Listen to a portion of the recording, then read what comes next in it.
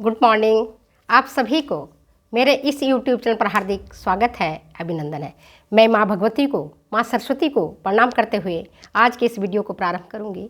बच्चे जो टीजीटी की परीक्षा दे रहे हो या पीजीटी की परीक्षा दे रहे हैं या नर्सिंग की परीक्षा दे रहे हैं या किसी और चीज़ की परीक्षा दे रहे हैं, उसके लिए बहुत ही आवश्यक है और इम्पॉर्टेंट टॉपिक है अभी हेल्थ साइंस के लिए, और वो है आपका कौन सा? टीबी, जिसको हम कहते हैं क्षय रोग, जिसको हम कहते हैं राजयक्ष्मा, जिसका दूसरा नाम तपेदिक भी है। शॉर्ट में उसको टीबी बोलते हैं, ट्यूबरक्लोसिस।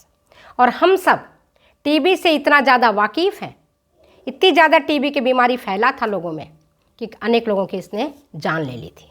बात समझ में आ गई? तो ट्यूबरक्लोसिस क्या है, इसके बारे में आज हम आपको बताएंगे। ट्यूबरक्लोसिस एक बैक्टीरिया के द्वारा फैलता है। ट्यूबरक्लोसिस कैसे फैलता है? एक जीवाणु के द्वारा फैलता है, जिसको कहते हैं माइकोबैक्टीरियम ट्यूबरकुलोसिस। क्या कहते हैं? उसका नाम क्या है? Mycobacterium tuberculosis. एक बैक्टीरिया के द्वारा फैलता है जिसका नाम है माइकोबैक्टीरियम ट्यूबरकुलोसिस। ठीक है। और ये जो माइकोबैक्टीरियम ट्यूबरकुलोसिस है, ये कैसा रहता है? एरोबिक है, वायवीय है और नॉन मोटाइल है। इसकी प्रकृति कैसी है? Non motile. कैसा होता है? एरोबिक प्रकृति का होता है। और सबसे पहले रॉबर्ट कोच ने ये बताया कि टीबी रोग जो है वह एक बैक्टीरिया से फैलता है, और इसी कारण रॉबर्ट कोच को 1882 में उन्हें नोबेल प्राइज से सम्मानित किया गया। रॉबर्ट कोच को उन्होंने ये पता लगाया कि जो आपके टीबी का रोग है वह एक बैक्टीरिया के कारण फैलता है, और उनकी इस खोज के कारण उन्हें नोबेल प्राइज से नवाजा गया। ट्यूबरकुलोसिस के बारे में, टीबी के बारे में अगर हम थोड़ा सा पीछे की तरफ देखते हैं, इतिहास की तरफ देखते हैं, तो हमें पता चलता है कि क्षय रोग अत्यंत प्राचीन समय से होता आया है। अत्यंत प्राचीन समय से होता आया है। महाभारत में भी इसका उल्लेख मिलता है कि अर्जुन के पिता, पांडवों के पिता पांडु को भी क्षय रोग था। वे भी क्षय रोग से पीड़ित थे। कई ऋषि मुनियों के बारे में भी हम पढ़ते हैं कि वे भी क्षय रोग से या कुष्ठ रोग से पीड़ित होते थे। तो इसकी इतिहास अत्यंत पुराना है। काफ़ी समय से यह रोग अपना पांव पसारे हुए है। खास करके यह रोग उन लोगों को ज़्यादा होता है जो अस्वास्थ्यकर मकान में रहते हैं। कैसा रहते हैं? जो अस्वास्थ्यकर मकान में रहते हैं, अस्वच्छ वातावरण में जिनका रहना होता है, वे ज़्यादा क्षय रोग से पीड़ित होते हैं। वो जो कुपोषण के शिकार होते हैं, जो मद्यपान करते हैं, जो भीड़ भाड़ वाली एरिया में रहते हैं, जो सीलन भरा मकान में रहते हैं, जहाँ ज़्यादा गंदगी रहती है, तो अस्वस्थकर मकान में रहने वाले व्यक्ति को ये रोग होता है। ठीक है। गरीब देश के लोग विकासशील देशों के तुलना में ज़्यादा इस रोग से पीड़ित होते हैं। गरीब लोग सबसे ज़्यादा टीबी के मरीज होते हैं। ऐसे तो ये किसी को भी हो सकता है, पर गरीब सर्वाधिक इस रोग से पीड़ित होते हैं। दूसरा क्या है? ये फैलता है, जो मैंने आपको बताया, एक जीवाणु से जिसका नाम है माइकोबैक्टीरियम ट्यूबरकुलोसिस। दूसरा माइकोबैक्टीरियम बोवाइन। माइकोबैक्टीरियम बोवाइन जीवाणु है जो पशुओं में क्षय रोग को फैलाता है। समझ आ गया? ये मानवों में भी फैलता है, क्षय रोग मनुष्य में भी फैलता है, एज वेल एज यह जानवरों में भी फैलता है। दोनों बात समझ में आ गई? जानवरों में भी फैलेगा और मनुष्य में भी फैलेगा। तो जो लोग गाय का या भैंस का, कई बार आप देखते हैं ना कि दूध दुहाता है और तुरंत उसके बच्चे को वहीं पर दूध पिला दिया जाता है, कच्चा दूध। तो कच्चे दूध में, संक्रमित पशुओं के दूध में इसके जीवाणु होते हैं, और पीने वाले को, जो भी व्यक्ति पीता है, बच्चा, बूढ़ा, जवान, कोई भी पीता है, उसको यह रोग हो जाता है। इतनी बात समझ में आ गई? यह जो टीबी रोग है किसी को भी हो सकता है, जवान को भी होगा, बूढ़े के भी होगा, बच्चे को भी हो सकता है, गर्भवती माता को हो सकता है, धात्री माता को हो सकता है, लेकिन यह रोग या कोई सा भी रोग उस व्यक्ति को ज़्यादा होगा जिसकी इम्यूनिटी पावर सबसे कम होगी। और पहले 1995 तक 8% तक टीबी रोग से मरने वाले लोगों की संख्या हो गई थी, जो दवाई होने के बाद जब इसका जैसे जैसे इसका दवाई हुआ, अलग से टीबी के हॉस्पिटल खोले गए, सैनिटोरियम खोले गए और लोगों की जानकारी हुई, एंटीबायोटिक स्ट्रेप्टोमाइसिन का आविष्कार हुआ, तब से टीबी पर काफ़ी काबू पाया गया। और जो 1995 तक टीबी रोग के कारण भारत में मरने वालों की संख्या जो 8% थी, वह घट करके 4% तक हो गई। क्षय रोग के जो जीवाणु होते हैं वह रोगी व्यक्ति के थूक और बलगम में पाए जाते हैं। जब जैसे अभी कोरोना में देखा था ना, रोगों के थूकने से, बलगम से, खांसने से, छींकने से इसके रोगाणु फैलते हैं। इसी प्रकार से टीबी के रोगाणु भी जो जीवाणु हैं, बैक्टीरिया है, इसी कारण फैलते हैं। ठीक है, अपन ने देखा है, भी महसूस किया है कि कोरोना ऐसे लोगों को भी होता है जिसमें कोरोना रोग का लक्षण परिलक्षित नहीं होता है, लेकिन उस व्यक्ति को कोरोना के जो वायरस है वह दूसरे लोगों तक फैलाते हैं, संक्रमित करते हैं। उनके थूक में, उनके बलगम में, उनके खांसने से, उनके छींकने से कोरोना के वायरस फैलते हैं। इसी प्रकार से क्षय रोग के जो जीवाणु हैं कई व्यक्ति में वर्षों वर्षों तक रहता है, जिसको हम कहते हैं लैटेंट ट्यूबरक्यूलोसिस। ऐसे रोगी को हम लैटेंट ट्यूबरक्यूलोसिस कहते हैं, जिसमें लक्षण स्पष्ट रूप से परिलक्षित नहीं होता है, लेकिन कुछ वर्षों के बाद, कुछ वर्षों के उपरांत ये लक्षण जो है उनमें परिलक्षित होने लग जाते हैं। इसमें क्या करते थे कि जब पहले, बहुत साल पहले, हमारे जो पूर्व प्रधानमंत्री थे पंडित नेहरू, उनकी पत्नी श्रीमती कमला नेहरू को भी क्षय रोग था। उन्हें भी विदेश के सैनिटोरियम में रखा गया था।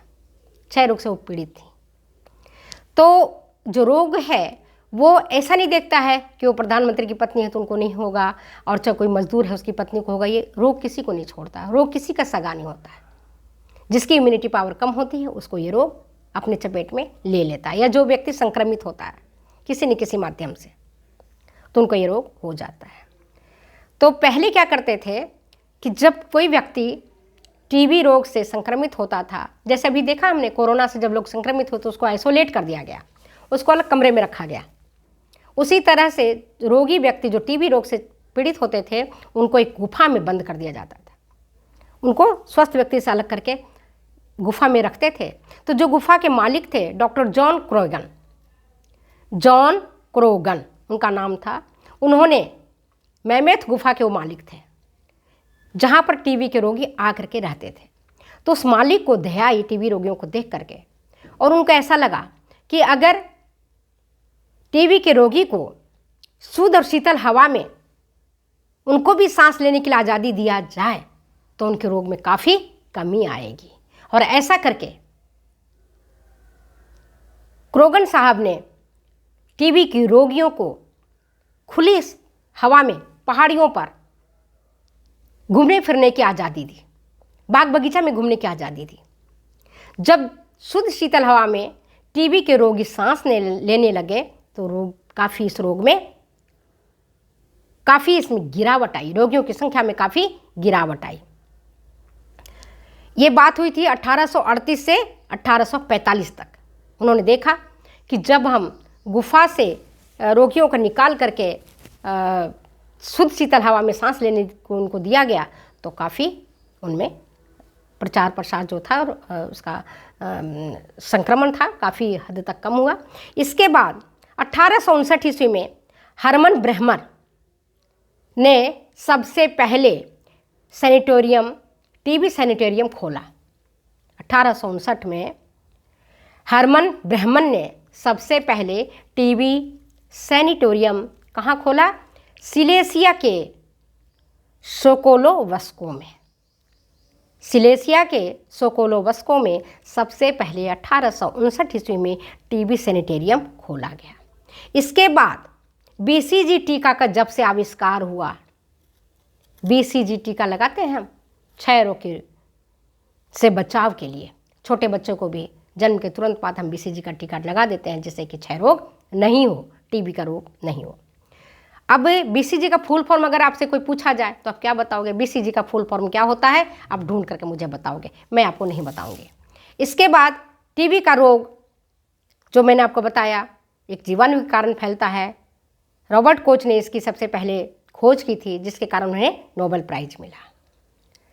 ये भी मैंने अभी आपको बताया कि टीबी का रोग जो है संक्रमित पशुओं के दूध पीने से फैलता है। तो जब लोगों को पता चल गया कि संक्रमित पशुओं के दूध पीने से फैलेगा, अगर दूध को पाश्चुरीकृत करके पिया जाए, पाश्चुराइज करके पिया जाए, दूध को उबाल करके पिया जाए, तो टीबी का जीवाणु उसमें जिंदा नहीं रह पाते हैं, मर जाते हैं। और जब मर जाएंगे तो रोग नहीं फैलाएंगे। बात समझ में आ गया? इसके बाद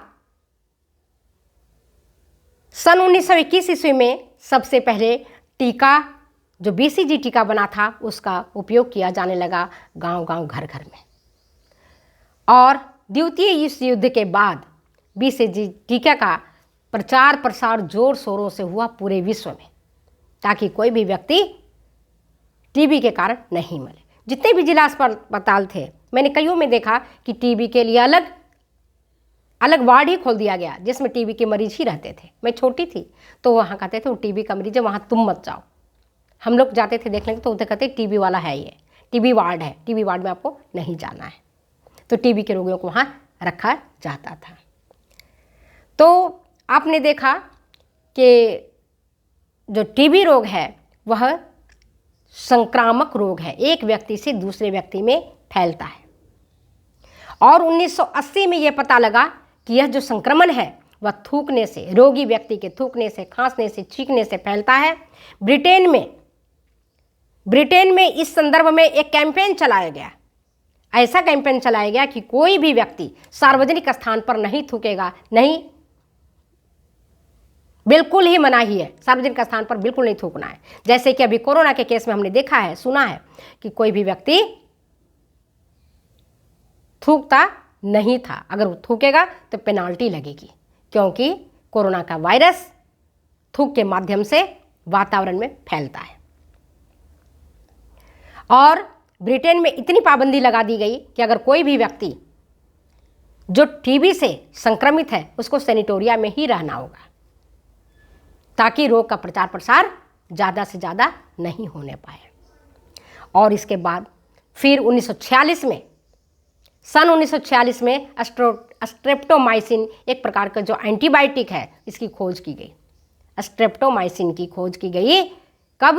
1946 में। और इसका प्रयोग टीबी मरीजों को दवाई के रूप में दिया जाने लगा। और जब स्ट्रेप्टोमाइसिन की खोज हुई और जब दवाई के रूप में इसका उपयोग किया जाने लगा तो काफ़ी हद तक रोगियों की संख्या में कमी आई। काफ़ी हद तक क्या 90% तक रोगियों की संख्या में कमी आ गई। इसके बाद, इसके पहले क्या करते थे लोग कि लंग्स को, जो संक्रमित लंग्स था है ना, अफेक्टेड लंग्स था, उसको सर्जरी करके निकाल देते थे, और न्यूमोथोरैक्स टेक्निक के द्वारा।